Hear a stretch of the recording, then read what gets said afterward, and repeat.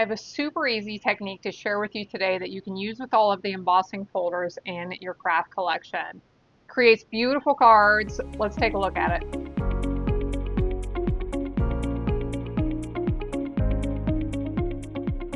This technique is called ink dragging, and I'm going to show it to you right now. So what you do is take an open ink pad and a piece that you have already prepared that you have embossed, and you're going to hold your ink pad upside down as level as possible and gently drag it over the embossed area of your paper.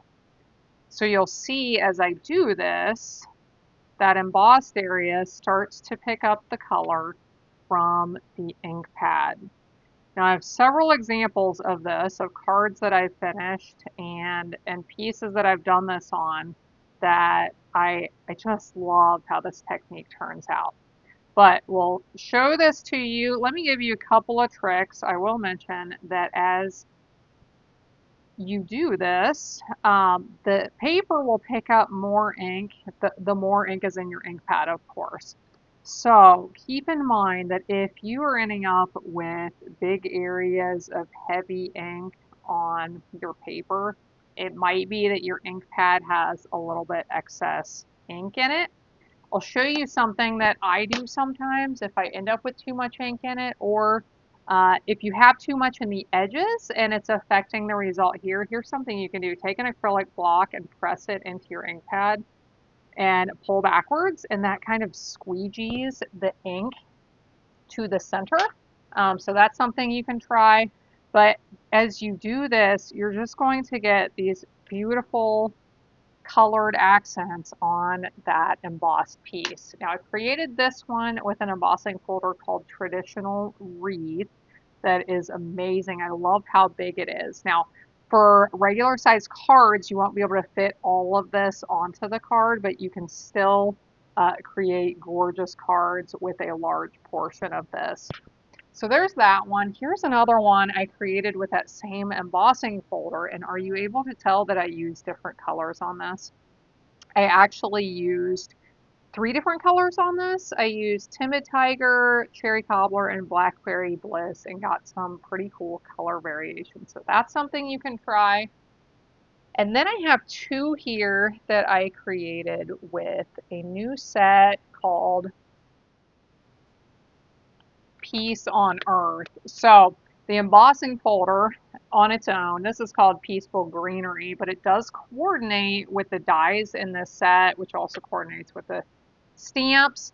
But it's a very cool set. I love that it has the opening in the center with the detail around it. So then you can put a greeting in the center. With the dies, you can actually cut the centerpiece out. You can do a lot of different things with this.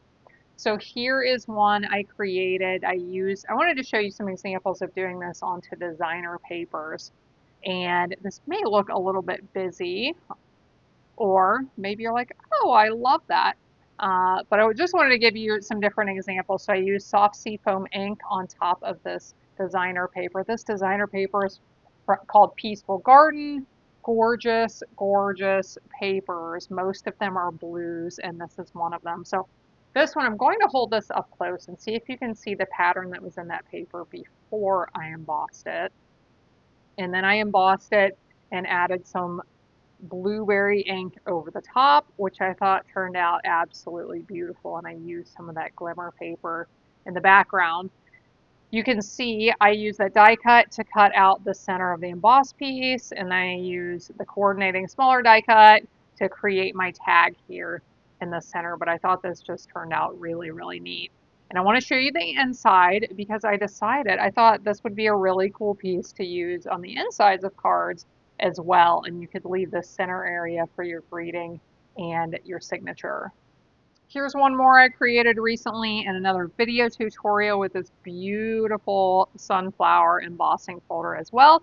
I can link to that tutorial in the video description below if you are interested in it.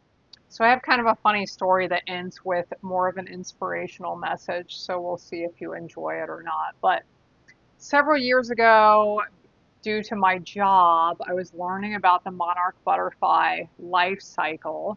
My daughter was very young at the time, and I learned basically how you could take care of these monarch caterpillars by if you find them, they live on milkweed. If you're not aware of that, caterpillars have a certain host plants, and that's all they eat. So we started taking care of these monarch caterpillars and got pretty familiar with. My daughter loved it because you collect the caterpillar, you feed it milkweed until it forms its chrysalis, which usually is not more than, I think, from the time they hatch from an egg to the time they make a chrysalis is usually not more than 2 weeks, I don't think. So you don't have to feed them real long. They make their chrysalis, they hang out in there for a while, and then they emerge as a butterfly. Very cool process, very educational for kids. But more recently, we've done this with some other types of caterpillars, specifically the ones that like to eat my carrots and fennel in my garden. I think it's a type of swallowtail. I kind of forget at the moment. But anytime we're trying to figure out what kind of a caterpillar one is and we don't know what it is, usually I type in like black and yellow caterpillar eating carrot plants, and you'll be able to find out what it is. So we had these two big caterpillars destroying my carrots earlier in the spring. Those things just eat like crazy. It's amazing how much they eat. And my daughter I told her, she found them. She was all excited. She wanted to take care of them in the house. So this is what we do with them. We take a milk jug, we cut a hole in the front. We put their little habitat inside with the plants they need to eat, and they get sticks and water and all the things, rocks and all the things, so they feel like they're at home. And we put the cap is on the jug, but we poke holes so they can get air, and then we wrap the front in saran wrap so that we can see through the hole. We can see what's going on in there, and but they can still get air from the top. Okay, so we had two. Any creatures anywhere near this place have to have names. So they got named Cass and Joe, which I thought was pretty cute. This was not me. Cass and Joe, adorable. So we kept an eye on Cass and Joe for several days. We fed them. One of them made its chrysalis, and one of them, I get told, got lost. Joe got lost. I don't know where Joe is, Mom. And I'm like, and I honestly, I wasn't really paying much attention to this. I'm like, oh, it's hiding in the twigs or the leaves or whatever. It's in there somewhere. Well, it turns out it was not in there somewhere. This happened one other time when we lived in Ohio, and we found the little caterpillar had crawled off. When they're ready to make their chrysalis, they like to crawl away and hide. So if they can crawl out, they will. It had made its chrysalis hanging from the island in my kitchen. So we were able to like carefully pull it off and put it on a stick and I don't put it back in the milk jug anyway, I forget what we did. We may have just put it outside. I don't remember. But there was a chrysalis hanging from the island in my kitchen several years ago. Okay, so Joe crawled off. We don't know where Joe is. I kind of forgot about it. The other one emerged as a butterfly. We we had put the jug outside. It emerged, and we knew it was gone. We didn't actually see that one coming out. Totally forgot about Joe. Hadn't even thought about it. We come home one day. I walk into the kitchen. I see this big spot on the floor as if something small has given birth on my floor. That's because something small did give birth on my floor. Joe had emerged from his chrysalis, which was hanging down below my kitchen cabinet, and I didn't know it. I hadn't seen it down there. He had emerged, and there he was trying to crawl across the kitchen floor, and his juices needed to be cleaned up. Sorry, that's kind of gross. So we found Joe. We were able to I if you've never seen this, it's pretty amazing. They take a long time for their wings to unfold, which I guess shouldn't be surprising because they're crammed up in a space this big, and then they have to unfold their wings from that, so it takes quite a while.